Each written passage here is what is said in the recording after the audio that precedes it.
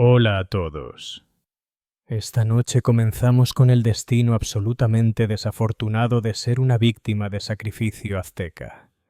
Un papel para el que nadie se presentó, pero en el que de alguna manera miles terminaron siendo elegidos. Así que antes de ponerte cómodo, tómate un momento para darle me gusta al video y suscribirte, pero solo si realmente disfrutas lo que hago aquí. Y cuéntame en los comentarios desde dónde me estás viendo y qué hora es. Siempre es fascinante ver quién se une a nosotros desde distintas partes del mundo.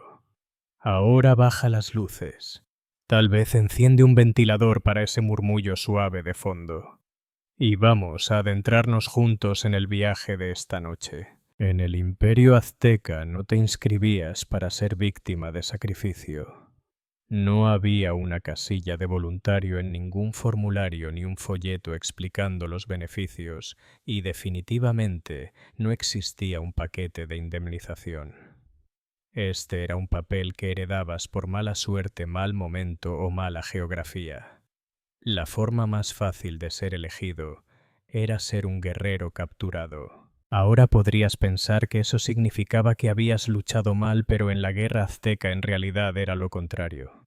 Si luchabas con valentía y habilidad, el enemigo prefería mantenerte con vida. No porque les agradaras, sino porque serías un regalo impresionante para los dioses. Básicamente eras un trofeo viviente, solo que uno que no se podía poner en una repisa. Los esclavos también podían ser elegidos a veces después de recibir un trato sospechosamente bueno.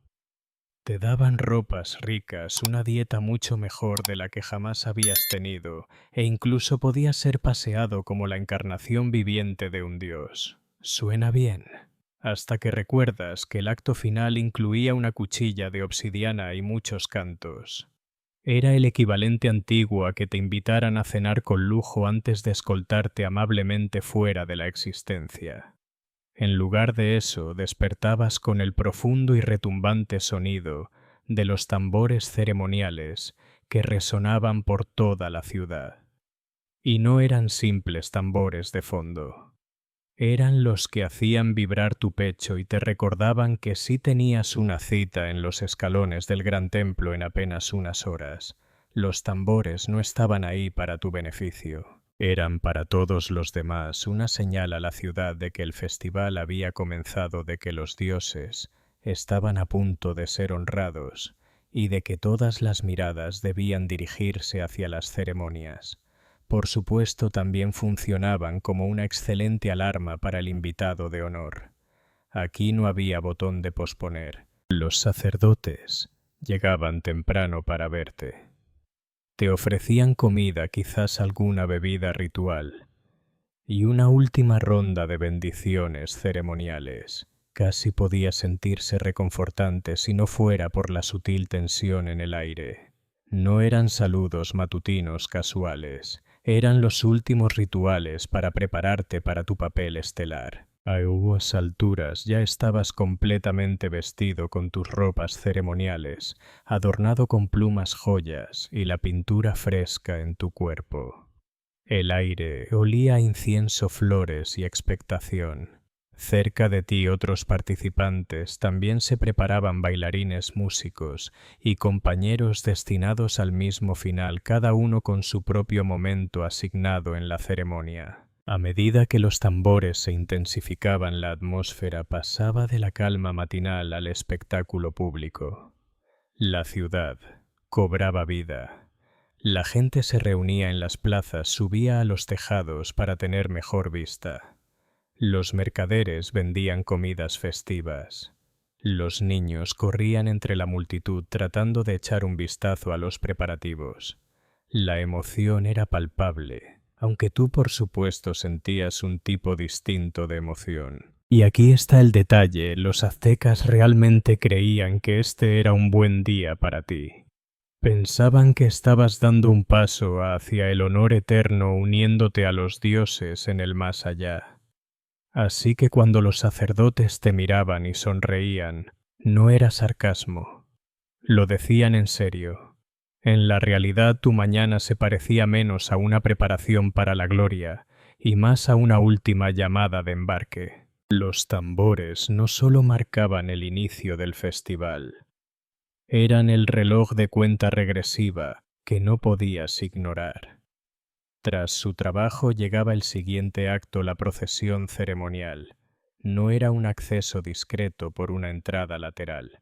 No tú ibas en primera fila en un desfile diseñado para que toda la ciudad supiera exactamente quién era el protagonista. Los sacerdotes encabezaban la marcha con túnicas que ondeaban y sahumadores que balanceaban en arcos lentos, llenando el aire con humo fragante. Detrás venían los bailarines con trajes emplumados, los músicos con flautas y sonajas, y los asistentes portando estandartes. Y luego estabas tú pintado, vestido y caminando en medio del gran desfile como un dignatario honrado cuyo mandato estaba a punto de terminar abruptamente. La gente llenaba las calles para mirar. Algunos gritaban bendiciones, otros ofrecían flores, y seguramente unos pocos hacían apuestas sobre lo sereno que te mostrarías en el altar. Los niños señalaban con asombro. Los ancianos asentían con gravedad. Los mercaderes cerraban sus puestos solo para verte pasar. Era un espectáculo, y tú eras la estrella, aunque hubieras preferido un papel menos dramático. La procesión serpenteaba por la plaza principal asegurando que tantas personas como fuera posible pudieran verte. En cierto modo era la versión azteca de una gira de despedida, solo que en vez de firmar autógrafos, recibías ofrendas ceremoniales. Cada paso estaba acompañado por música, tambores, retumbantes, flautas penetrantes y los ocasionales vítores de la multitud. El ruido era constante, imposible de ignorar. A medida que te acercabas a la base del gran templo, la multitud se volvía más densa y la anticipación más espesa. Podías ver los empinados escalones elevándose hacia el altar. La música crecía. El incienso era casi abrumador. Este era el momento en que el desfile se transformaba en otra cosa, la ascensión. Lo curioso era que todos los que miraban realmente creían que era un honor. No se burlaban de ti. Te celebraban. Lamentablemente, su definición de celebración implicaba que no bajarías esos escalones de una sola pieza. El desfile era grandioso, colorido, inolvidable. Para todos los demás era el punto culminante del año. Para ti era simplemente el paseo más elaborado y el último de tu vida. De pie al pie del templo, finalmente contemplabas las escaleras. No solo subían. Se alzaban como la cinta sin fin, más empinada del mundo, sin barandillas y con cientos de espectadores mirando cada uno de tus pasos. Si no estabas nervioso antes, la pura verticalidad bastaba para replantearte tus decisiones de vida, aunque ya no te quedaban decisiones por tomar. Esta era una representación que habían ensayado incontables veces, aunque nunca contigo en el papel principal. Primero venían las bendiciones ceremoniales. El sumo sacerdote te rodeaba rociando agua sagrada, agitando humo de incienso en tu dirección y recitando oraciones a los dioses. Si no supieras mejor, podrías pensar que te estaban preparando para una boda. La diferencia era que en esta ceremonia los votos eran totalmente de un solo lado. La multitud abajo podía verte claramente ahora. Desde esa altura sus rostros parecían diminutos, pero su canto unificado era inconfundible. Cada golpe de tambor parecía resonar en tu pecho, siguiendo el ritmo de tu corazón, que irónicamente estaba a punto de convertirse en el centro del espectáculo. Entonces llegó el momento de la colocación. 4 asistentes avanzaron cada uno tomando un brazo o una pierna. No con violencia, pero sí con firmeza, como si te acomodaran en una cama. Una cama muy permanente. Los sacerdotes no se molestaban en explicar lo que vendría después. En el mundo azteca todos ya conocían los pasos literalmente de memoria. Se acercó la cuchilla de obsidiana. Era una herramienta hermosa, afilada, como una navaja negra como la medianoche y capaz de cortar la carne como un cuchillo caliente atraviesa pan de maíz tierno. No era un accesorio de teatro. Era real, meticulosamente elaborada para satisfacer a los dioses. De reojo podías notar otras ofrendas colocadas cerca: maíz, granos de cacao, plumas coloridas, tal vez pequeñas figurillas. Eran el elenco secundario de tu acto principal, los tokens adicionales de devoción para acompañar tu contribución. El aire se volvió pesado, el humo de incienso, más espeso. Los cantos se intensificaron y las manos de los sacerdotes se volvieron firmes como piedra. No era caos, era coreografía. Los aztecas se enorgullecían de la precisión de sus rituales. En ese punto comprendías que ya no había lo que viene después. El ritual no estaba a punto de empezar. Estaba empezando. Y según los aztecas, los dioses se inclinaban ansiosos por el espectáculo. Si alguna vez hubo un momento en que toda la pretensión desaparecía, era este. Las bendiciones habían terminado. El canto de la multitud estaba en su punto máximo, y tú estabas tendido de espaldas mirando hacia el cielo abierto. Arriba los dioses que supuestamente estabas ayudando debían de estar inclinándose sobre las nubes como espectadores curiosos. Los asistentes te mantenían firmemente en tu sitio, no con crueldad, más bien como artesanos sosteniendo un objeto precioso. Solo que el objeto era tu caja torácica. El sumo sacerdote con la cuchilla en la mano entró en tu campo de visión. La obsidiana no brilla como el metal. Capta la luz en destellos vidriosos hermosos de un modo inquietante. El sacerdote la levantó hacia el sol por un instante, ofreciéndola simbólicamente a los cielos. Luego, sin vacilar, comenzó. Los aztecas se enorgullecían de la rapidez. Esto no estaba pensado para ser una agonía prolongada. Un sacerdote hábil podía hacer el corte y extraer el corazón en apenas unos segundos.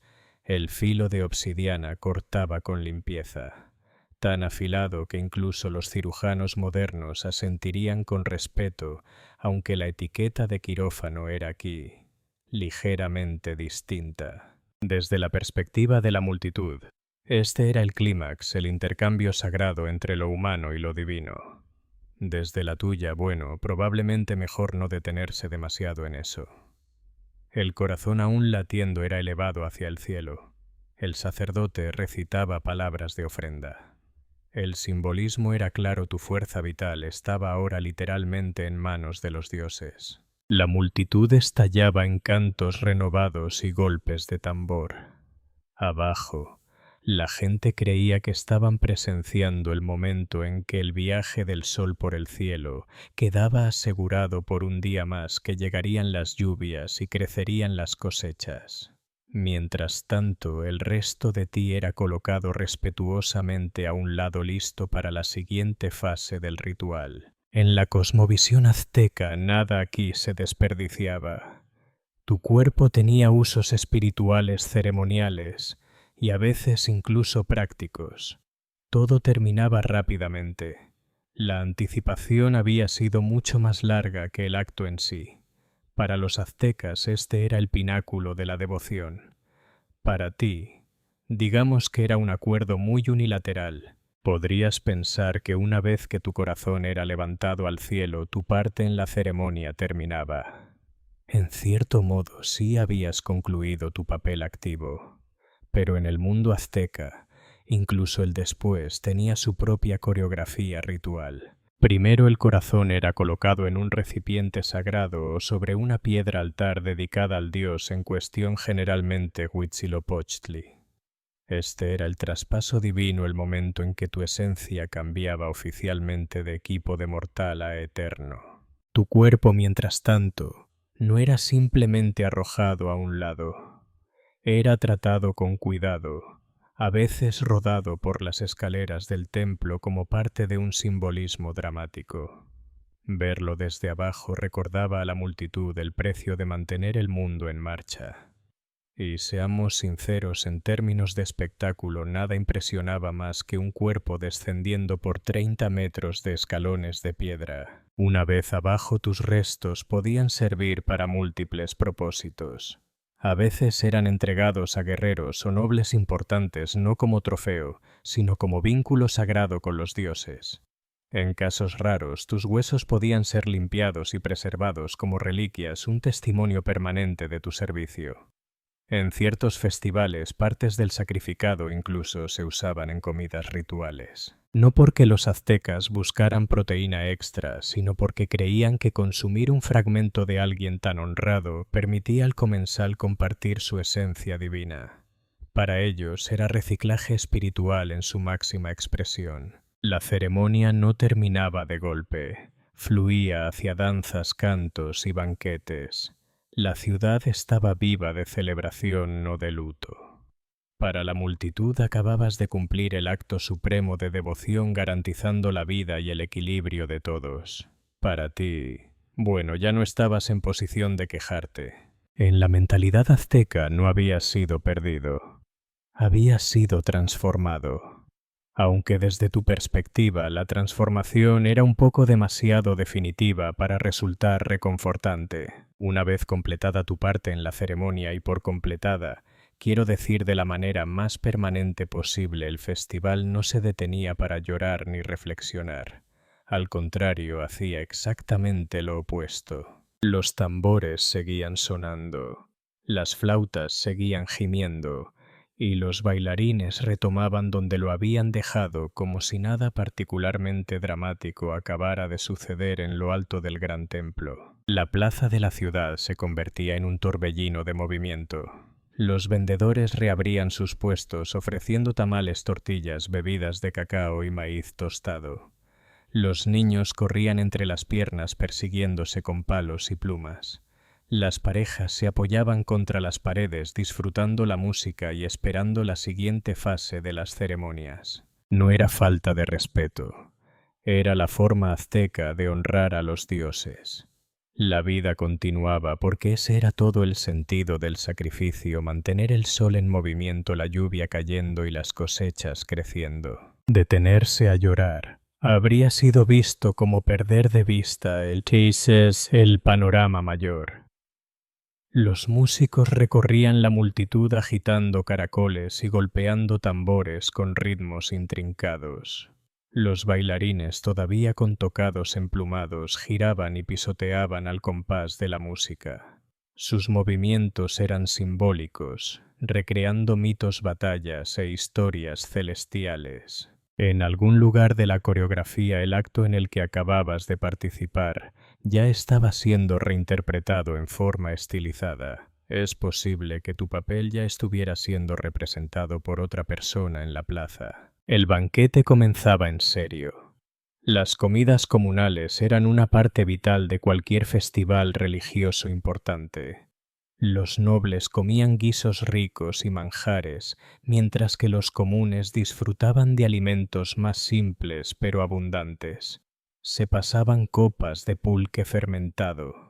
Se brindaba por los dioses, por los guerreros, y sí por los sacrificios que hacían posible el día. Desde la perspectiva de un espectador era alegre, incluso inspirador. Desde la tuya, bueno, ya no estabas exactamente en la mesa. Pero en la cosmovisión azteca tu espíritu estaba presente, mirando y quizás disfrutando de las festividades desde la primera fila del más allá. El festival duraba bien entrada la noche. Más ceremonias, más danzas, más cantos. Y en algún lugar del ritmo de todo eso, la gente de Tenochtitlan se sentía segura, convencida de que su mundo seguía en equilibrio. Para todos los demás el festival era un punto culminante del año. Para ti era literalmente tu gran final. En la cosmovisión azteca, convertirse en sacrificio no te convertía en una figura trágica. Te convertía en una celebridad. Claro, era el tipo de fama que no podías disfrutar en persona, pero tu nombre, si alguien lo recordaba ahora, estaba ligado al deber sagrado de mantener el cosmos en orden. Entre tu familia probablemente hablarían de ti con orgullo.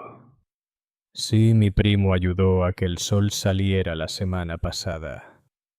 Nada del otro mundo podrían decir en futuras reuniones, convenientemente omitiendo la parte en que no tuviste elección. Serías recordado como valiente elegido y favorecido por los dioses, lo cual es una forma bastante elegante de decir ganador de la lotería más desafortunada de la historia. Si eras un guerrero cautivo, tu historia adquiría una capa extra de prestigio. El hecho de que hubieras luchado con valentía antes de tu captura significaba que serías honrado, no solo por morir, sino también por haber demostrado tu valía en el campo de batalla. Canciones y poemas podían incluso inmortalizarte, aunque se enfocarían más en tu valor y menos en la parte en la que tu corazón era elevado hacia el cielo. Tu imagen podía aparecer en códices pintados rodeada de símbolos que indicaban tu papel en el festival. En esas ilustraciones parecías tranquilo, noble y perfectamente sereno. Los artistas solían omitir la realidad sangrienta en favor de algo espiritualmente edificante. Siglos después, los historiadores estudiarían esas imágenes y señalarían tu contribución sin saber jamás si estabas gritando por dentro todo el tiempo. A los ojos de la comunidad, tu sacrificio era el acto supremo de entrega. Las lluvias que caían, las cosechas que crecían, las victorias en la guerra, todo era en parte gracias a ti. La gente podía invocar tu espíritu en oraciones, esperando que intercedieras ante los dioses. Por supuesto, fuera del mundo azteca el recuerdo era menos halagador. Los cronistas españoles escribían sobre los sacrificios en tonos horrorizados, convirtiéndote en una advertencia sobre costumbres bárbaras. Con el tiempo, el sentido de tu muerte fue filtrado a través de perspectivas externas. Algunos lo veían como noble, otros como brutal.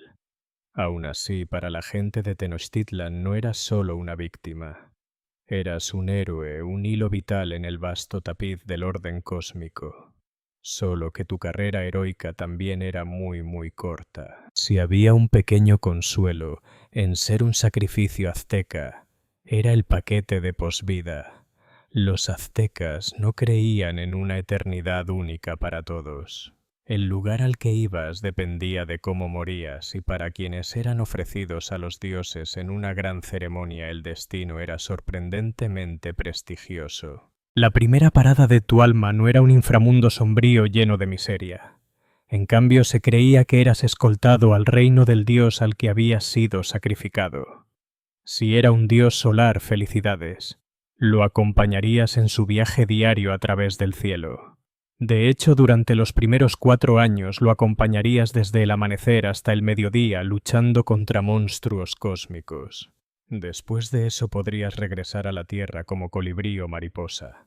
Nada mal considerando que la alternativa era la oscuridad eterna. Si eras sacrificado a Tlaloc, el dios de la lluvia, tus beneficios incluían un paraíso exuberante lleno de vegetación infinita, arroyos brillantes y presumiblemente una total ausencia de cuchillas de obsidiana. Este paraíso acuático, conocido como Tlalocán, era básicamente la versión azteca de un resort de lujo, aunque sin bar acuático. El mensaje era claro: no desaparecías en la nada. Tu alma tenía un papel, un propósito y en muchos sentidos más aventuras por delante. En la cosmovisión azteca, tu muerte no era tanto un final como una transferencia de alto estatus al departamento divino. También había una bonificación social. Serías recordado en festivales con tu nombre o imagen simbólica incluida en los rituales. La gente incluso podía llamarte para pedir asistencia espiritual, imaginando que susurrabas a los dioses en su nombre. Pasabas de ser una persona más en la multitud a miembro permanente de la lista VIP cósmica. Claro, si personalmente sentías que esos beneficios compensaban lo de que te arrancaran el corazón, era otro asunto. Pero para los aztecas este era el máximo honor. A sus ojos, tu sacrificio no era trágico. Era un boleto hacia una eternidad exclusiva que la mayoría jamás podría soñar. En cierto sentido, no solo morías por tu gente, te ascendían. Solo que el proceso de ascenso era bastante abrupto. En papel, o más precisamente en códices pintados, ser un sacrificio azteca parecía un papel noble. Te paseaban por la ciudad vestido con ropas finas, bien alimentado en tus últimos días, y con asiento en primera fila en las ceremonias más sagradas del año. Serías recordado como héroe inmortalizado en historias y con pase directo a una posvida divina. Pero la descripción del trabajo tenía letra pequeña. La clase de letra tan diminuta que solo la descubrías cuando ya estabas a medio camino de los escalones del templo. Sí, las ventajas eran innegables, pero también lo era la parte en la que perdías tu corazón antes del almuerzo. El problema no era solo el final, era la falta de elección personal. Las víctimas del sacrificio no firmaban formularios de consentimiento. Ya fueras un guerrero cautivo, un tributo de un pueblo conquistado, o incluso alguien elegido en una lotería del festival, no tenías mucha voz en tu trayectoria. Los dioses necesitaban combustible y tú estabas en el lugar o momento correcto o equivocado. Y luego estaba la presión.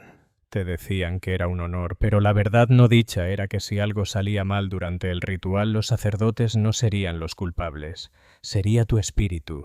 Imagina cargar con la culpa cósmica de una mala cosecha solo porque pestañeaste en el momento equivocado. Y aunque los beneficios en la otra vida eran generosos, venían con condiciones. 4 años como guerrero celestial podían sonar glamorosos, pero luchar contra criaturas míticas todos los días antes del almuerzo podía ser agotador. Regresar como colibrí era encantador en teoría, pero una rana hambrienta podía arruinar toda tu reencarnación. Al final, la realidad de ser un sacrificio azteca era simple. Era un papel diseñado para parecer glorioso a todos, excepto a la persona que lo vivía. La comunidad te veía como un salvador. Tú probablemente lo veías como un conflicto de agenda muy permanente. Sí, las canciones, las danzas y el honor eterno eran encantadores. Pero de poder elegir, seguramente habrías preferido animar desde la multitud en lugar de ocupar el centro del escenario. A veces la mayor sabiduría es saber cuándo dejar que otro sea el héroe. Mucho antes de que el té se convirtiera en símbolo poético de elegancia y conversación en la cultura china, era una hoja humilde, con un trabajo que cumplir, mantenerte vivo, alerta y con suerte libre de problemas estomacales. En la dinastía Han, que comenzó en el 200, el té no se bebía por placer. Se hervía como medicina porque eso era exactamente lo que se consideraba. Imagina una botica de la dinastía Han. Estantes repletos de frascos con raíces secas, cortezas y hojas. Entre ellas hojas de té recién recolectadas de las colinas brumosas esperaban su turno. Los médicos las recomendaban no porque fueran fragantes o delicadas, sino porque creían que la infusión podía aliviar la digestión, reducir la fatiga y limpiar el cuerpo del exceso de calor. No te acurrucabas con una taza de té para consolarte entonces. Bebías con gesto de desagrado y esperabas que funcionara. La preparación estaba lejos de los refinados rituales de siglos posteriores. Las hojas se cocían al vapor, luego se prensaban en ladrillos duros y portátiles, una forma que las hacía fáciles de almacenar y transportar. Esos ladrillos podían rasparse en pequeños trozos y hervirse en agua junto con otros ingredientes cebollinos para dar calor, jengibre para el picante e incluso piel de cítricos secos para un toque ácido. El resultado era más parecido a una sopa herbal contundente que a la delicada bebida que hoy reconocen los amantes del té. El té también tenía un sutil peso social. En la corte Han ofrecer un té medicinal era un gesto de cuidado y refinamiento incluso si el sabor era cuestionable. Era una manera de decir, respeto tu salud, más que disfrutemos este momento juntos. Las asociaciones medicinales del té significaban que aparecía en los primeros textos médicos, donde los eruditos documentaban cuidadosamente qué dolencias debía tratar. Y aún en esa etapa temprana el té comenzaba su lenta transformación. Cuanto más se consumía, más la gente se acostumbraba a su sabor. Con el tiempo algunos empezaron a disfrutar su amargor asociándolo con vitalidad y claridad mental. La dinastía Han trató al té principalmente como medicina, pero fue allí, en esas ollas humeantes y penetrantes, donde se sembraron las semillas de la cultura del té en China. Cuando llegó la dinastía Tang en el siglo VII a.C., el té ya había experimentado una transformación digna de un verdadero cambio real. Ya no era solo una amarga mezcla medicinal. Se había convertido en una bebida de refinamiento de arte y, lo más importante, de placer. Los Tang abrazaron el té tanto como hábito diario como declaración cultural, y con la aprobación imperial la cultura del té floreció. Una de las figuras más influyentes de esta era fue Lu Yu, un monje erudito que llegó a ser conocido como el sabio del té. Hacia el año 760 a.C., escribió el clásico del té, Cha Jing, el primer tratado conocido dedicado enteramente al té. No era solo un recetario, era toda una filosofía. Lu Yu describió las condiciones ideales para cultivar té, los métodos adecuados para procesar las hojas y la etiqueta para preparar y servir la bebida. Al hacerlo, elevó el té de una simple infusión a una auténtica forma de arte. En la era Tang el té todavía era muy diferente del estilo de hojas sueltas que conocemos hoy. Las hojas se cocían al vapor, se machacaban en pasteles y se secaban. Cuando se quería beber, se rompía un trozo del pastel, se molía en polvo y se batía en agua caliente, a veces con sal o especias según la región. Este método creaba una infusión espumosa y rica que simbolizaba armonía y refinamiento. La capital Tang Chang'an se convirtió en un centro de apreciación del té. Comenzaron a aparecer casas de té, espacios públicos, donde eruditos, comerciantes y viajeros se reunían para beber, hablar de política, recitar poesía o simplemente observar el bullicio de la ciudad. Estos lugares no eran solo cafés, eran auténticos cruces culturales. Diplomáticos de Corea, Japón y Medio Oriente conocieron el té chino aquí y llevaron consigo tanto la bebida como sus tradiciones a sus tierras natales. Para la aristocracia, las reuniones de té eran una forma de exhibición social. Los utensilios adecuados, la fuente correcta de agua, el estado poético apropiado. Esos detalles importaban. Servir el té mal podía ser una metida de pata social. Servirlo perfectamente era una marca de refinamiento. Incluso el acto de verterlo se volvía elegante, deliberado, casi teatral. Al final de la dinastía Tang, el té ya no era solo una bebida medicinal. Era un símbolo de elegancia intelectual, hospitalidad y sofisticación cultural. Desde la corte imperial hasta las bulliciosas casas de té de Chang'an, los Tang sentaron las bases de las tradiciones que darían forma al té en China y gran parte de Asia durante siglos. Si la dinastía Tang dio al té su base cultural, la dinastía Song 960-1279 lo vistió de seda y oro. La élite Song se acercó al té como a una obra de arte. Cada hoja, cada taza y cada movimiento de la mano formaban parte de una representación refinada. El té de preferencia era en polvo, similar al de la era Tang, pero los Song perfeccionaron el método batido. En lugar de hervir pasteles de té en agua, molían el té hasta convertirlo en un polvo verde fino, lo colocaban en delicados cuencos de porcelana, añadían agua caliente y lo batían vigorosamente con bambú. El resultado era una espuma verde jade pálida, tan agradable a la vista como al paladar. Este método inspiraría más tarde el chanoyu o ceremonia del té en Japón. Las reuniones de té se convirtieron en una especie de arte competitivo conocido como doucha, o concursos de té. Los participantes eran juzgados por el color y la espuma de su té batido. La mejor espuma era densa, suave y duradera, a veces lo suficiente como para que se escribiera poesía sobre su superficie. Una espuma delgada o que desaparecía rápido. Eso equivalía a presentarse a un banquete real con los zapatos llenos de barro. Los emperadores Song estaban profundamente involucrados en la cultura del té.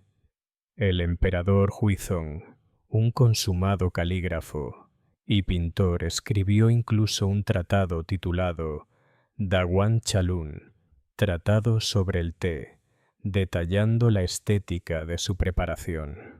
Bajo su reinado el té se convirtió en emblema del refinamiento imperial, y poseer los mejores cuencos de hornos como Yanguar era un signo de prestigio. El té también se vinculó con las artes visuales. Pintores retrataban a eruditos serenos bebiendo té en bosques de bambú, mientras poetas lo usaban como metáfora de pureza, claridad y la fugacidad de la vida. En pabellones elegantes junto a estanques de lotos cortesanos, intercambiaban versos sobre tazones humeantes, cuya espuma verde reflejaba la belleza circundante. Para los comunes, el té era más sencillo, pero igualmente influido por la élite. Vendedores callejeros ofrecían té batido en los mercados, y aunque los cuencos no fueran de porcelana imperial, la bebida aportaba la misma calidez y energía. La dinastía Song convirtió al té en una experiencia visual táctil y poética, menos sobre saciar la sed, más sobre cultivar la belleza. Cuando los mongoles conquistaron China y fundaron la dinastía Yuan 1271 y 368, trajeron consigo nuevos gustos, costumbres y un enfoque mucho más práctico hacia la comida y la bebida. Para la cultura del té esto significó un giro del estilo refinado y espumoso de los Song hacia infusiones más robustas y utilitarias. Los mongoles eran conquistadores a caballo, no atletas de porcelana, y su influencia transformó el té en algo más fuerte, más nutritivo. Bajo su dominio, los pasteles comprimidos de té regresaron esta vez no solo para almacenaje, sino para viajes y comercio a través del vasto imperio. Las caravanas llevaban ladrillos de té por la ruta de la seda, llegando incluso a usarse como moneda en algunas regiones. En las estepas el té se hervía a menudo con leche, sal y a veces mantequilla, creando una bebida rica y salada diseñada para nutrir más que para impresionar. Era té como combustible, no como arte. Aún así, los Yuan no borraron del todo las tradiciones anteriores. En las ciudades, sobre todo en antiguos centros culturales, Song, el amor por la preparación elegante perduró entre eruditos y comerciantes. Las casas de té continuaron, aunque los concursos competitivos desaparecieron, sustituidos por métodos de infusión más simples. Curiosamente, el paladar mongol influyó en el sabor del té. Especias como cardamomo, clavo e incluso pimienta negra se incorporaron ocasionalmente, reflejando las tradiciones culinarias de Asia Central y Medio Oriente. Esto creó mezclas muy alejadas de la espuma verde delicada de los Song, pero atractivas para viajeros y comerciantes que asociaban esos sabores con las rutas cosmopolitas del imperio. Además, el sistema de correos y comercio mongol expandió el alcance geográfico del té más que nunca a Persia, Rusia y más allá. Aunque esas regiones adaptaron la bebida a sus culturas, el periodo Yuan marcó el inicio del viaje global del té. Para los refinados conocedores de dinastías anteriores, quizá fue un retroceso cultural, menos poesía, más practicidad. Pero los mongoles eran ante todo pragmáticos. Bajo su dominio, el té demostró su versatilidad. Cuando la dinastía Ming tomó el poder en 1368, no solo restauró el dominio chino, también devolvió la elegancia al té. Desaparecieron los polvos espumosos de los Song y las infusiones con leche y sal de los Yuan. La corte Ming instauró un enfoque más simple y armonioso, la infusión de hojas sueltas. El cambio vino en gran parte gracias al emperador Hongwu, fundador de la dinastía. Práctico hasta la médula, decretó la prohibición de producir pasteles de té comprimido, favoreciendo las hojas enteras. la industria entera del té se transformó. Los agricultores comenzaron a cultivar hojas específicamente para la infusión suelta, desarrollando nuevas variedades con aromas delicados y sabores sutiles, que brillaban sin necesidad de ser molidos ni condimentados. El té de hojas sueltas cambió toda la experiencia. En lugar de batir polvo en suspensión espumosa, los bebedores colocaban hojas enteras en una tetera, vertían agua caliente y las dejaban reposar. Este método permitía apreciar la forma natural, la fragancia y el color de las hojas, una conexión más directa con la planta misma. Los Ming también revolucionaron la vajilla del té. Con el té en polvo fuera de uso, los tazones dieron paso a las teteras y la humilde arcilla se convirtió en arte. En Yixing, los artesanos elaboraban teteras sin esmaltar que absorbían la esencia del té con el tiempo, intensificando su sabor. En Jingdezhen se producían finas tazas de porcelana de paredes delgadas que mostraban el licor claro de los tés verdes. Una buena taza no solo se bebía, se admiraba como una pintura. Culturalmente el té se volvió aún más íntimo compañero de la erudición y las artes. Poetas describían el sonido del agua hirviendo como viento entre pinos. Pintores retrataban a eruditos solitarios preparando té en retiros montañosos, usándolo como metáfora de la claridad mental. Incluso entre la gente común el té se hizo más accesible. Las hojas podían infusionarse sin equipo elaborado, y los puestos de té florecieron en pueblos y aldeas. Durante esta era, los tés regionales comenzaron a ganar reputación propia, Longjing de Hangzhou, Biluochun de Jiangsu y muchos más. Comerciantes competían por llevar las mejores cosechas a la corte, delineando los inicios del célebre comercio del té chino. La adopción Ming del té de hojas sueltas no solo refinó la bebida, sino que estableció el estándar con el que gran parte del mundo todavía la disfruta hoy. Cuando los Qing llegaron al poder en 1744, el té ya era el alma de la vida cotidiana china. Pero bajo su reinado, el té saltaría más allá de las fronteras de China, convirtiéndose en una de las mercancías más codiciadas del mundo. Lo que comenzó como un tesoro cultural local estaba a punto de alimentar imperios, guerras y redes de comercio global. En el ámbito interno, la corte Qing mantuvo el té como símbolo de refinamiento. Los emperadores, especialmente Kangxi Yongzheng y Qianlong, fueron grandes conocedores, apoyando tanto el cultivo de tés finos como el arte de la vajilla.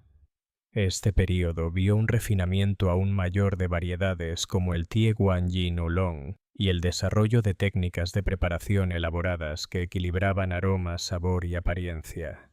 Pero fue más allá de las fronteras de China donde la influencia del té realmente explotó. La dinastía Qing supervisó una expansión sin precedentes del comercio de té con potencias extranjeras.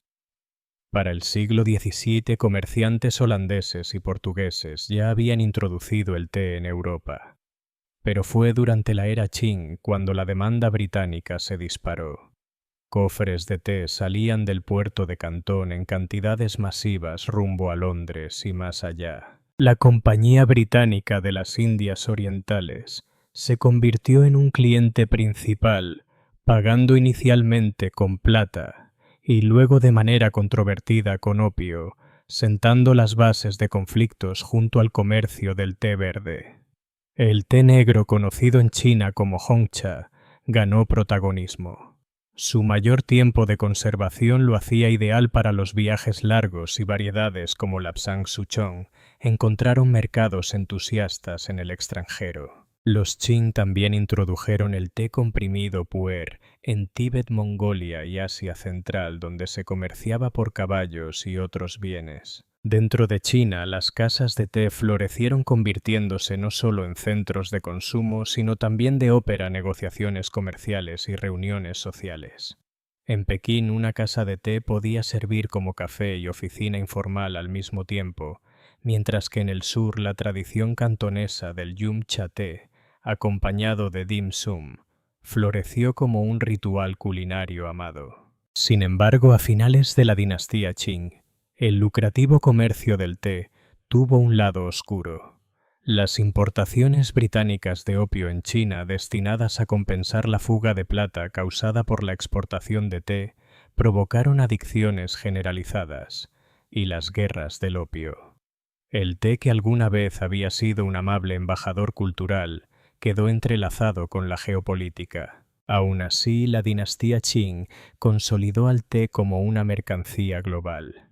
Desde los salones de Londres hasta los monasterios del Tíbet, el té llevaba consigo la esencia de la tradición china, incluso cuando se convirtió en una fuerza capaz de remodelar la historia mundial. En China, el té nunca fue solo para calmar la sed. Era un espejo del alma. Con el paso de los siglos y las dinastías, el consumo de té se entretejió en la filosofía china, fusionándose con el taoísmo, el confucianismo y el budismo. Una simple taza de té podía ser un acto de meditación, una lección de virtud y una reflexión sobre la naturaleza fugaz de la vida. Los monjes budistas fueron de los primeros en abrazar el té con fines espirituales. En monasterios, a menudo situados en altas montañas cubiertas de niebla, cultivaban té para mantenerse despiertos durante largas horas de meditación. El acto tranquilo de preparar el té se convertía en una meditación en movimiento. Enjuagar las hojas, verter el agua, observar cómo el vapor se elevaba en espirales. En la quietud de la sala de té, el mundo exterior se disolvía y la mente del bebedor se anclaba en el momento presente. La influencia taoísta impregnaba el té con un sentido de armonía entre la humanidad y la naturaleza. Los mejores tés crecían en paisajes remotos y vírgenes, donde niebla, suelo y clima trabajaban en perfecto equilibrio. Beber té era absorber ese equilibrio en el propio ser. El chi de la naturaleza hecho tangible. La apreciación del aroma, el sabor y el regusto reflejaba ideales taoístas de simplicidad y pureza. Los eruditos confucianos añadieron otra capa de significado. Para ellos el té era símbolo de civilidad, disciplina moral y respeto en la interacción social. Un anfitrión que ofrecía té a un invitado realizaba más que un gesto de hospitalidad, era un acto de cultivo moral. En la tradición confuciana, la mesa del té era un escenario para las buenas maneras.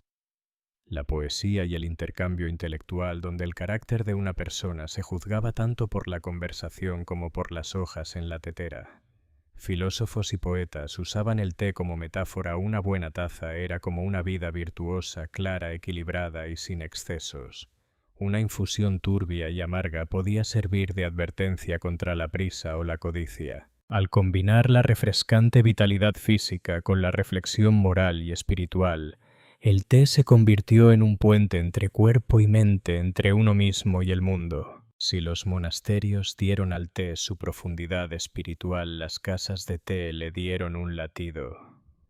En el apogeo de las dinastías Ming y Qing, se habían convertido en una parte inseparable de la vida urbana china.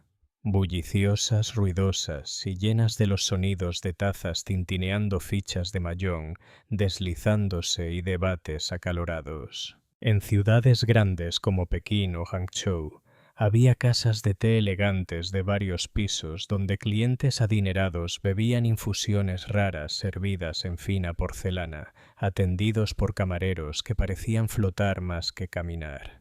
En pueblos pequeños y mercados rurales había puestos humildes, solo unos bancos, una tetera sobre brasas de carbón y un dueño que conocía el gusto de cada vecino. Las casas de té nunca se trataban solo de beber. Eran las salas de estar de la ciudad, lugares donde los comerciantes cerraban tratos, los eruditos intercambiaban poesía, los cuentacuentos narraban epopeyas y actores aficionados representaban fragmentos de ópera. En Chengdu, algunas casas de té incluso ofrecían servicios de limpieza de oídos junto a las recargas de té, convirtiendo la visita en una experiencia sensorial completa. El ambiente variaba según la clientela. Las casas de té de eruditos eran tranquilas, marcadas por el roce de pinceles de caligrafía. Las de comerciantes bullían de conversaciones rápidas y ambiciosas. Las más populares reunían a campesinos, obreros y viajeros en mesas compartidas por el precio de una tetera. El entretenimiento era fundamental. Músicos, acróbatas, narradores y actores mantenían al público encantado durante horas. La hospitalidad era un arte. Un maestro del té no solo preparaba hojas, leía la sala.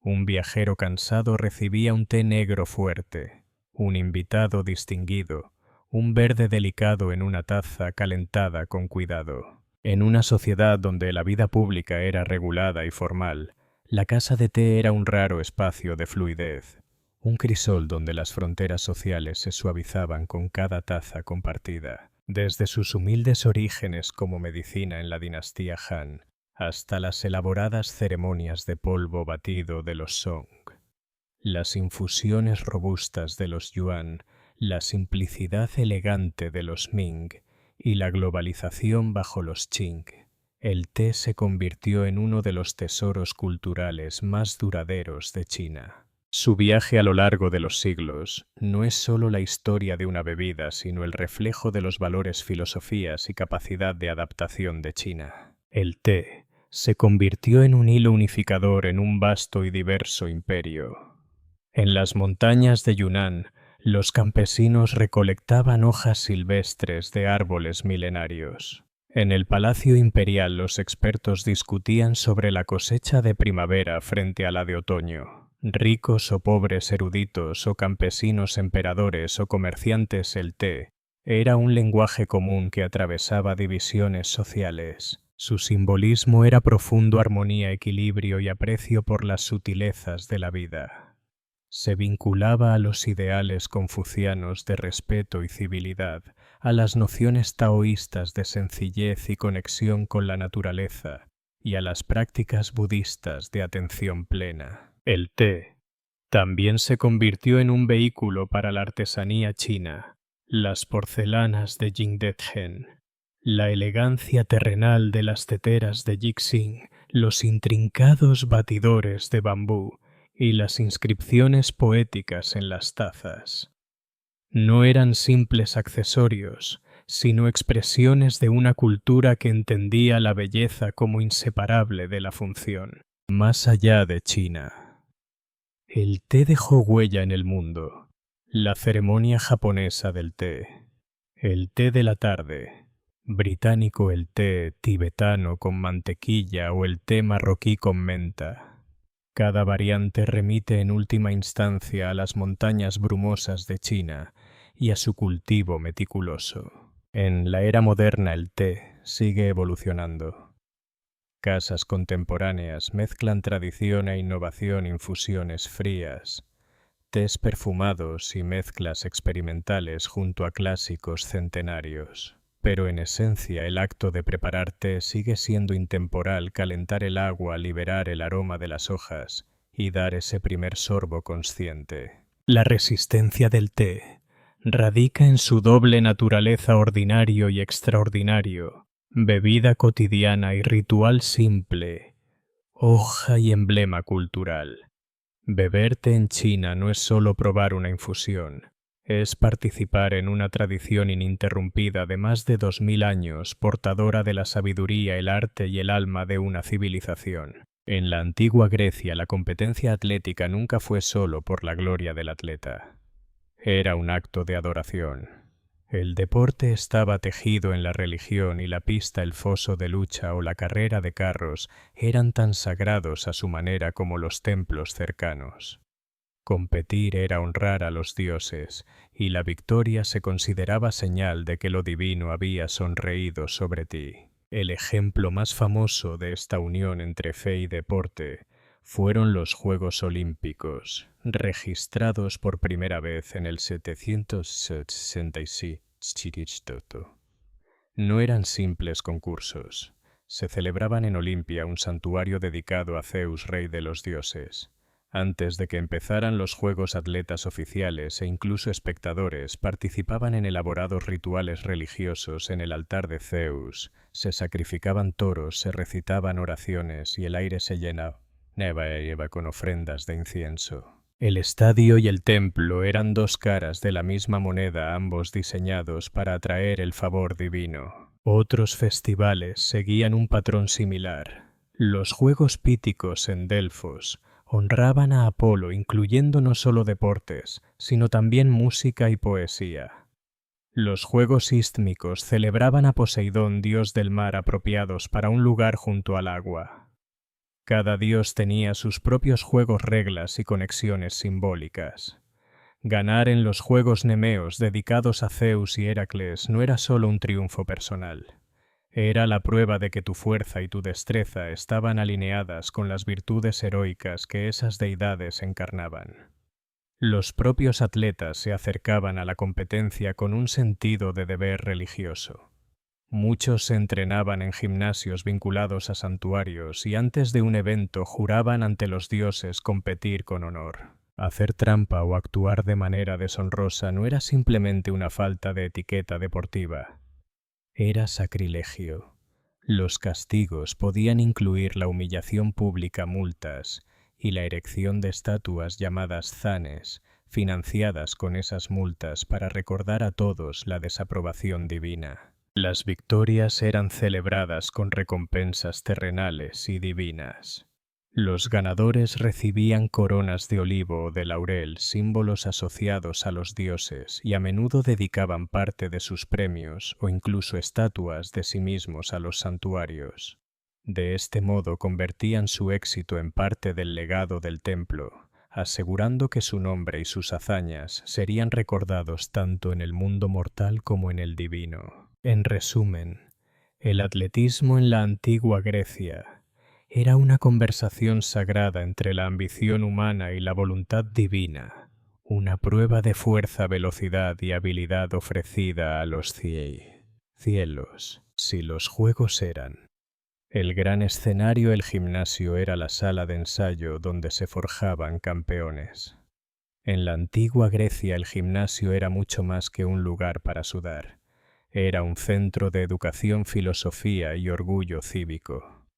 Entrenar el cuerpo y entrenar la mente iban de la mano, y ambos eran esenciales para ser un ciudadano completo. La palabra gimnasio proviene de gimnos, que significa desnudo, porque los atletas se entrenaban sin ropa. No era por escándalo, sino por practicidad, para permitir libertad de movimiento y celebrar la forma humana idealizada. En la visión griega, un cuerpo bien entrenado era un signo exterior de disciplina interior, equilibrio y armonía. Los gimnasios eran complejos al aire libre, a menudo construidos cerca de santuarios con pistas de carrera, fosos de lucha y espacios para practicar disco y jabalina. También incluían pórticos sombreados y jardines donde los atletas podían refrescarse, discutir filosofía o escuchar lecciones de pensadores prominentes. Algunos de los más grandes filósofos como Platón y Aristóteles pasaron tiempo enseñando o entrenando allí. El entrenamiento era estricto y especializado. Los jóvenes atletas desde la adolescencia seguían regímenes diseñados por entrenadores experimentados llamados paidotribas. Estos supervisaban ejercicios de fuerza, agilidad y resistencia, adaptando las rutinas a las exigencias de cada disciplina, ya fuera carrera, lucha o pancracio. La nutrición también formaba parte de la disciplina: dietas ricas en pan, queso, higos y a veces carne acompañada de vino diluido en agua. La competencia por un lugar en los grandes festivales era feroz. Meses antes de los Juegos, los atletas se reunían en campos de entrenamiento designados, viviendo juntos bajo supervisión. Juraban a Zeus entrenar con honestidad y no hacer trampa. La presión por demostrar ser digno era inmensa, pero los gimnasios no eran exclusivos de atletas de élite, eran centros cívicos para los ciudadanos varones. Incluso aquellos que nunca competirían en los Juegos Olímpicos podían entrenar para mantenerse en forma, socializar y participar en debates políticos. Amistades, rivalidades y alianzas se forjaban en esos espacios que eran tanto sobre comunidad como sobre competencia. En la mente griega el gimnasio no era solo donde se construían músculos, era donde se formaba el carácter. El polvo del foso de lucha, el ritmo de los pies golpeando la pista y el murmullo de los debates filosóficos se unían en un ideal, la búsqueda de la excelencia en cuerpo y mente. Cada 4 años el santuario de Olimpia se transformaba en el corazón palpitante del mundo griego. Los Juegos Olímpicos, registrados por primera vez en el 786 no eran simples competencias deportivas. Eran una celebración unificadora de religión, cultura e identidad compartida. Durante el festival, las ciudades-estado dejaban a un lado sus rivalidades y se declaraba una tregua sagrada hequecheiría, permitiendo que atletas y espectadores viajaran a Olimpia sin miedo a la guerra. El evento duraba 5 días, pero su impacto era eterno. Antes de comenzar, atletas, jueces y oficiales desfilaban hasta el gran altar de Zeus, donde ofrecían sacrificios y juraban competir con justicia. Estas promesas se hacían frente a la colosal estatua del dios, una de las 7 maravillas del mundo antiguo, un recordatorio constante de que la victoria era un favor divino, no solo un logro humano. Los juegos incluían una amplia gama de pruebas, carreras a pie, salto de longitud, lanzamientos de disco y jabalina, lucha, boxeo, el agotador pancracio, una mezcla sin restricciones de lucha y golpes, y las prestigiosas carreras de carros. Los espectadores llenaban el estadio, sus vítores resonando en las colinas. Comerciantes instalaban puestos, poetas recitaban versos y filósofos debatían bajo los olivos. Para muchos asistir a Olimpia era tanto un peregrinaje social y cultural como un evento deportivo. Los ganadores recibían una corona de olivo cortada de un árbol sagrado del santuario de Zeus. Aunque no tenía valor monetario, el honor era incalculable. Al volver a casa eran celebrados como héroes, desfiles, banquetes e incluso comidas gratuitas de por vida los esperaban. Estatuas se erigían en su honor y sus nombres quedaban grabados por generaciones. Pero la gloria olímpica no se limitaba a los vencedores. El simple hecho de competir en suelo sagrado ya era un honor. Para los griegos, los Juegos eran un testimonio viviente del arete, la búsqueda de la excelencia, un recordatorio de que al aspirar a la grandeza, los humanos podían reflejar lo divino. Si las carreras a pie eran la prueba más pura de velocidad humana, las carreras de carros eran el espectáculo más emocionante y peligroso. Celebradas en el hipódromo, un enorme circuito ovalado para caballos y carros combinaban destreza atlética, control animal y puro coraje. La competencia era feroz no solo por la gloria, sino porque atraía a los patronos más ricos y ambiciosos. A diferencia de las carreras a pie, donde el atleta competía por fama personal, las carreras de carros permitían a los dueños, a menudo aristócratas o incluso monarcas, ganar sin poner un pie en la pista. Conductores profesionales arriesgaban la vida para asegurar la victoria de sus patronos. Los carros eran ligeros, de madera y cuero, construidos para la velocidad, no la seguridad. Equipos de 2 o 4 caballos los arrastraban y el conductor debía controlarlos con gran precisión, sobre todo en los giros cerrados de las metas, famosos por causar choques. Las carreras duraban varias vueltas con estrategias que alternaban entre explosiones de velocidad y maniobras calculadas. Los conductores inclinaban el cuerpo para guiar el carro, a veces envolviéndose las riendas en la cintura para ganar control extra, una técnica que podía resultar fatal si el carro volcaba. Los vencedores obtenían prestigio inmenso. El nombre del propietario, no el del conductor, era proclamado como ganador. Los patronos victoriosos erigían monumentos, estatuas y encargaban odas a poetas como Píndaro. Para los conductores, especialmente esclavos o profesionales humildes, una victoria podía significar libertad, riqueza y fama duradera. El espectáculo atraía multitudes enormes. El estruendo de cascos, el crujido de ruedas y los gritos del público creaban una atmósfera de pura adrenalina. Las carreras de carros mezclaban la elegancia de la equitación con el riesgo del peligro, convirtiéndolas en una de las tradiciones más inolvidables y arriesgadas del deporte griego. Si la lucha probaba la fuerza y el boxeo la resistencia, el pancracio lo probaba todo.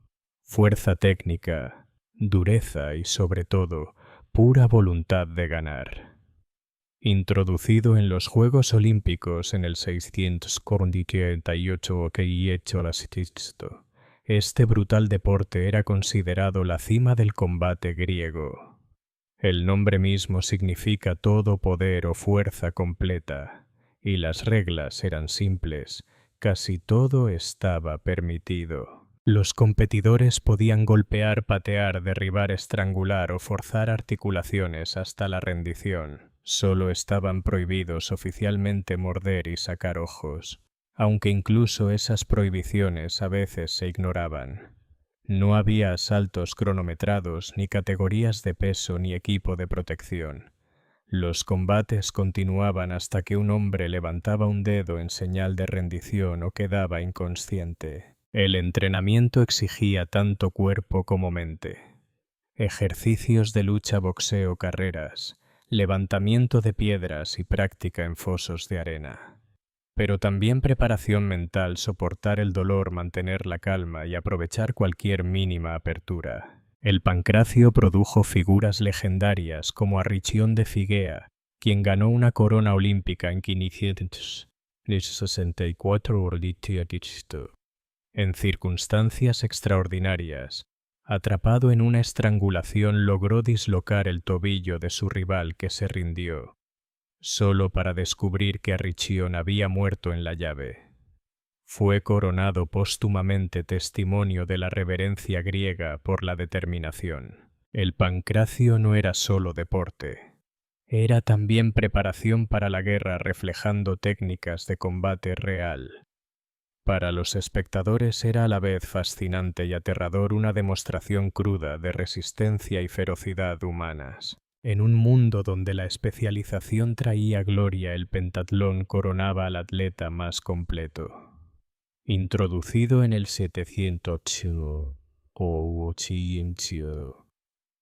Este evento de 5 pruebas medía velocidad, fuerza, habilidad y adaptabilidad, cualidades valoradas tanto en el campo de juego como en el campo de batalla. Ganar el pentatlón era una declaración: no eras bueno en una sola cosa, destacabas en todo. Consistía en la carrera de estadio, el salto de longitud, el lanzamiento de disco, el lanzamiento de jabalina y la lucha. A diferencia del decatlón moderno, las pruebas del pentatlón se realizaban en un solo día, exigiendo tanto potencia explosiva como resistencia de los competidores.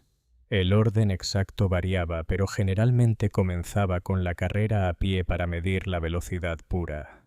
La carrera de estadio, de unos 182 metros, era un sprint que requería un equilibrio perfecto entre ritmo y control. Un esfuerzo excesivo al inicio podía arruinar el rendimiento en las pruebas posteriores. El salto de longitud, realizado con la ayuda de pequeños pesos llamados halteres, ponía a prueba la coordinación y la fuerza de las piernas. Los atletas balanceaban los halteres hacia adelante para ganar impulso antes de saltar al foso de arena, soltándolos justo antes de aterrizar. Le seguían el lanzamiento de disco y el lanzamiento de jabalina, que exigían una mezcla de técnica y fuerza. El disco era una pesada placa circular de piedra o metal, mientras que la jabalina, una larga lanza de madera con punta de bronce, se lanzaba con la ayuda de una correa de cuero para mayor distancia. La última prueba era la lucha, que a menudo decidía al campeón. Aquí la técnica y la resistencia eran cruciales, especialmente tras un día entero de esfuerzo. La lucha en el pentatlón era menos brutal que el pancracio, pero igualmente exigente, con el objetivo de derribar al oponente 3 veces. La victoria en el pentatlón no solo demostraba versatilidad física, reflejaba el ideal griego de la excelencia en todas las cosas. Las habilidades eran las mismas que necesitaba un soldado hoplita: correr hacia la batalla, saltar obstáculos, lanzar armas con precisión y luchar cuerpo a cuerpo.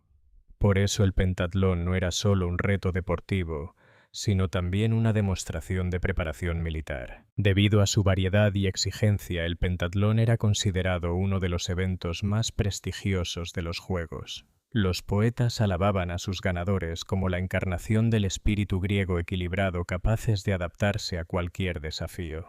Para los espectadores, un vencedor del pentatlón no era simplemente un atleta, era la viva imagen de la armonía física, la disciplina y la versatilidad. Aunque la mayoría de los festivales atléticos de la antigua Grecia estaban dominados por hombres, hubo una excepción notable: los Juegos Ereos. Celebrados en Olimpia y dedicados a Hera, reina de los dioses, estas competencias ofrecían a las mujeres, en particular a las solteras, una rara oportunidad de demostrar su habilidad atlética en un escenario público. Aunque de menor escala que los Juegos Olímpicos, los Ereos tenían su propia importancia religiosa y cultural. El evento central era la carrera a pie, realizada en el mismo estadio de los Olímpicos, pero con una pista ligeramente más corta.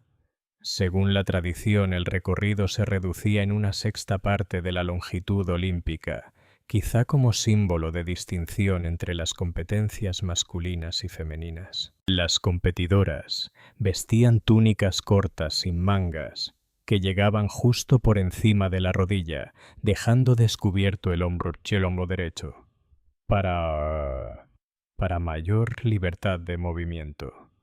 Los Juegos Ereos se dividían en categorías de edad, lo que permitía competir a niñas y jóvenes en diferentes grupos. Como en los Juegos Olímpicos masculinos, la victoria era un gran honor. Las vencedoras recibían coronas de olivo y podían dedicar estatuas u ofrendas a Hera en su santuario de Olimpia.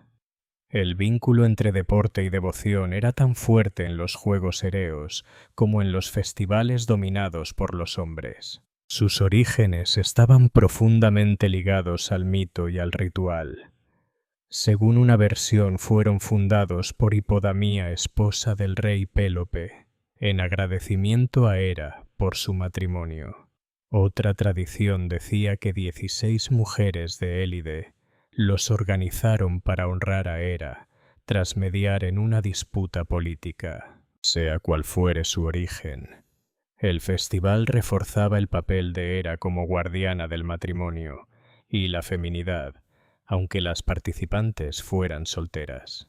El entrenamiento de las atletas no está tan documentado como en el caso de los hombres, pero probablemente incluía prácticas de carrera, acondicionamiento físico y participación en competiciones locales antes de viajar a Olimpia. Aunque nunca rivalizaron en escala ni fama con los Juegos Olímpicos, los Ereos fueron significativos como recordatorio de que la competencia atlética en la antigua Grecia, aunque mayoritariamente masculina, no era exclusivamente así. Para las jóvenes que corrían en la pista de Olimpia, los Juegos Ereos eran más que deporte. Eran una oportunidad para ganar honor, conectar con lo divino y ocupar brevemente el escenario público. En la antigua Grecia, el atletismo y la guerra eran dos caras de la misma moneda. Las destrezas practicadas en la pista, el campo de lanzamiento o el foso de lucha no eran solo entretenimiento, eran la base del entrenamiento militar. La polis esperaba que sus ciudadanos varones estuvieran listos para la guerra en cualquier momento, y la disciplina atlética era vista como preparación esencial para la falange hoplita. Desde jóvenes, los niños eran introducidos al entrenamiento físico en Esparta, mediante la Agogé, y en otras ciudades a través de los gimnasios locales. Las carreras construían la resistencia para marchar largas distancias con armadura.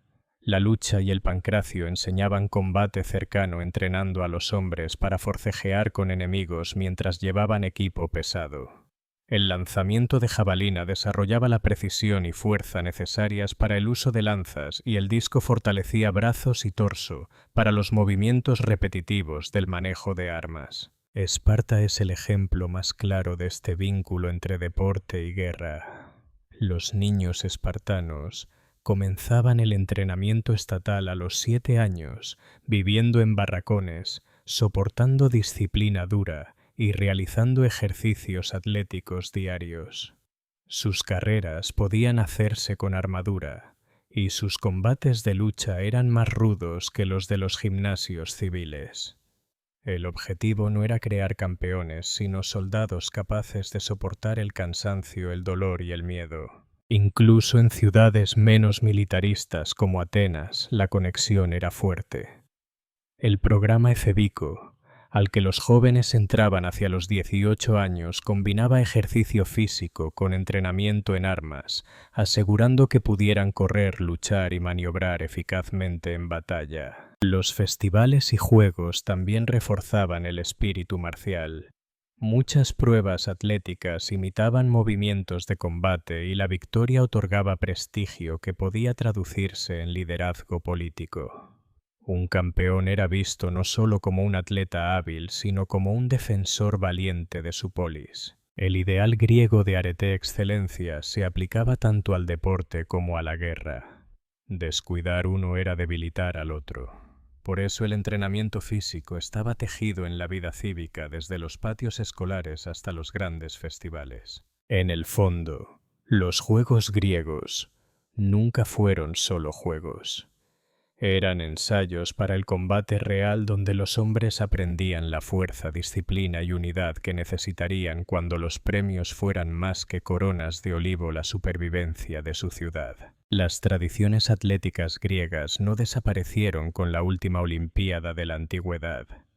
Dejaron una huella cultural que aún moldea el deporte, la competencia y la educación física actuales. Desde la idea del juego limpio hasta el espectáculo de los eventos organizados, el enfoque griego sentó las bases del mundo deportivo moderno.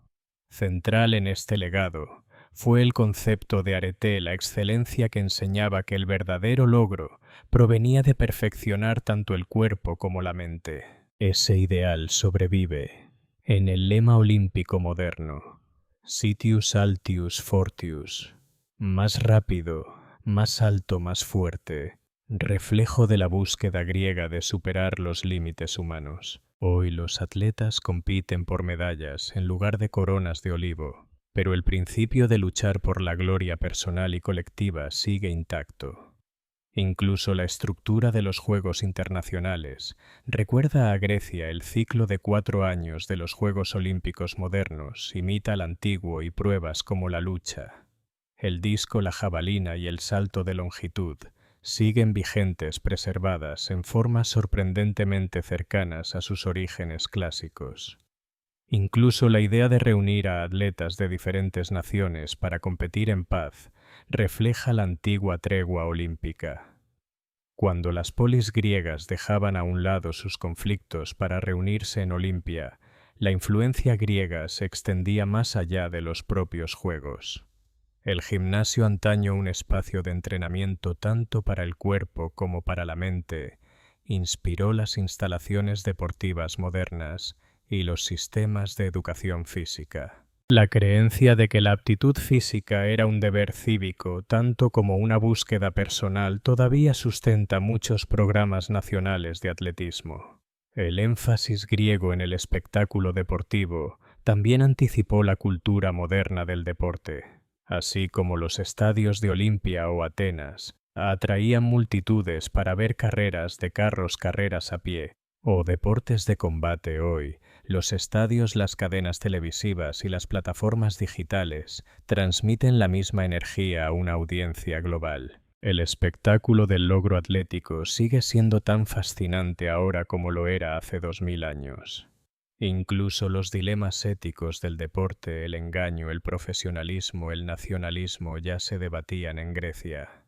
Los antiguos atletas enfrentaban sanciones por sobornos o conductas deshonrosas, y las discusiones sobre la justicia y el espíritu deportivo continúan en nuestra época. Desde las reglas antidopaje hasta las preguntas sobre tecnología y competencia, en última instancia, las tradiciones atléticas de la antigua Grecia perduran porque nunca se trataban solo de ganar.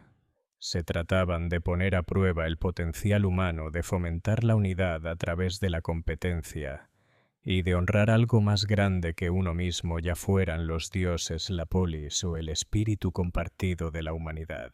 En ese sentido, cada evento deportivo moderno es de alguna manera una continuación de los antiguos juegos griegos. Cinisca de Esparta. Cinisca nació hacia el año 440 a.C., en el apogeo del poder espartano.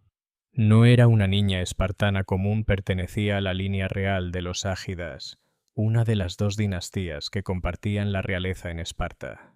Su padre, el rey Arquídamo II, fue un respetado líder militar, y su madre provenía de una familia noble que valoraba la tradición y la disciplina. El nacimiento de Cinisca la situó en la intersección del poder político, el prestigio militar y las expectativas sociales. En la mayor parte de Grecia, una mujer en esa posición habría llevado una vida doméstica relegada a la gestión del hogar.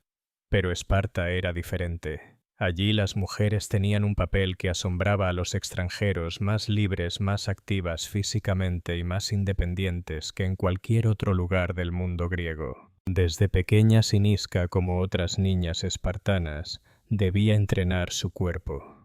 Corría, lanzaba el disco, practicaba formas ligeras de lucha y montaba a caballo con la misma determinación que sus hermanos. Su educación también estaba marcada por la cultura única de Esparta. Mientras los varones eran forjados en la agogé, el duro sistema militar, las niñas recibían su propio régimen enfocado en la fuerza, la resistencia y la disciplina.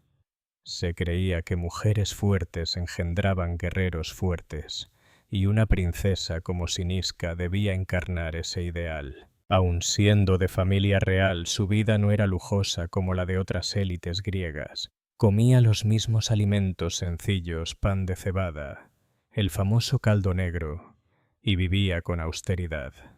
Pero los recursos a su disposición, caballos, entrenadores, contactos políticos, un día le darían la posibilidad de acceder a un mundo casi exclusivo de los hombres, las carreras de carros olímpicas. Su hermano Agesilao II, con quien mantenía una estrecha relación, sería clave en su camino. Aunque aún no era rey en su juventud, ya era una figura destacada en la política espartana, y más tarde alentaría sus ambiciones olímpicas. En el mundo griego, las carreras de carros eran uno de los eventos más prestigiosos y peligrosos.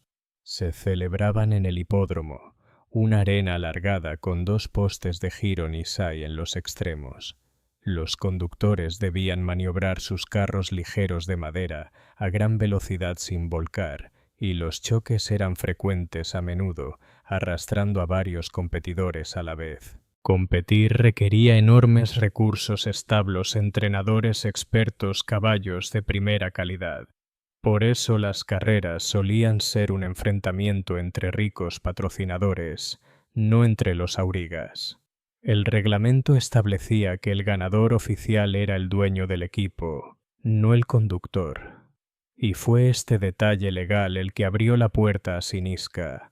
Una mujer no podía competir como atleta, pero nada prohibía que fuera dueña del equipo ganador. Con su fortuna y conexiones, Cinisca reunió caballos excepcionales y entrenadores de élite. Supervisó la cría, eligió a los mejores animales y se aseguró de que estuvieran listos para la exigencia de la pista olímpica. Entrar en este mundo masculino fue un acto audaz y calculado, que no solo desafiaba la tradición de Olimpia, sino que también exhibía la audacia espartana ante toda Grecia. El año era aproximadamente el 396 que en Olimpia el aire estaba cargado de polvo, expectación y el humo de los sacrificios en honor a Zeus. El nombre de Cinisca fue inscrito como propietaria oficial del carro. Aunque no llevaría las riendas, la victoria sería enteramente suya si sus caballos cruzaban primero la meta. Era una apuesta arriesgada. Pero Cinisca estaba lista para hacer historia, se convertiría en la primera mujer en ganar en los Juegos Olímpicos. Aunque no se colocó personalmente en el carro el resultado de la carrera de cuadrigas, el evento más prestigioso de los Juegos determinaría si su nombre quedaría grabado en la historia. El hipódromo se extendía ante los competidores, un recorrido largo y traicionero con 2 peligrosos postes de giro en cada extremo. Los choques allí eran comunes y un solo error podía arruinar a todo un equipo. Al darse la señal de inicio, los caballos se lanzaron hacia adelante en un estruendo de cascos y chirridos de ruedas. El equipo de Siniska, entrenado a la perfección, mantuvo un ritmo firme pero agresivo, evitando el caos que arrastraba a los rivales menos disciplinados. Estas carreras se trataban tanto de estrategia como de velocidad. Su auriga sabía conservar la fuerza de los caballos al inicio, reservando la energía para el último esfuerzo. En la vuelta final, el equipo ejecutó su movimiento decisivo, rozando los postes con precisión temeraria. Los competidores que habían liderado al comienzo flaquearon agotados sus caballos. El equipo de Siniska se adelantó cruzando la meta en primer lugar entre el rugido del público. Cuando se proclamó la victoria fue su nombre y no el del conductor el que se anunció. Las reglas olímpicas hacían al propietario del equipo el vencedor oficial, y por primera vez en la historia registrada esa vencedora fue una mujer. En un festival donde las mujeres tenían prohibido incluso mirar los eventos, salvo contadas excepciones, Siniska no solo había participado, había ganado. El simbolismo era innegable. Era un desafío directo a la idea de que las mujeres no podían obtener honor en la esfera pública. Su triunfo probaba que al menos en las carreras de carros la riqueza, la estrategia y la habilidad en la cría y el manejo de caballos podían superar las barreras de género. Su nombre se difundió por toda Grecia. Poetas e historiadores registraron su hazaña. En Olimpia se erigieron estatuas en su honor, algo sin precedentes, para una mujer mostrando a Siniska y su carro, asegurando que cada visitante del santuario viera la prueba de su victoria. Para ella era más que gloria personal. Era una declaración de que bajo las circunstancias adecuadas, el campo de juego podía ampliarse si alguien tenía el coraje, los recursos y la determinación de correr sobre él. Pero Siniska no se conformó con una sola victoria.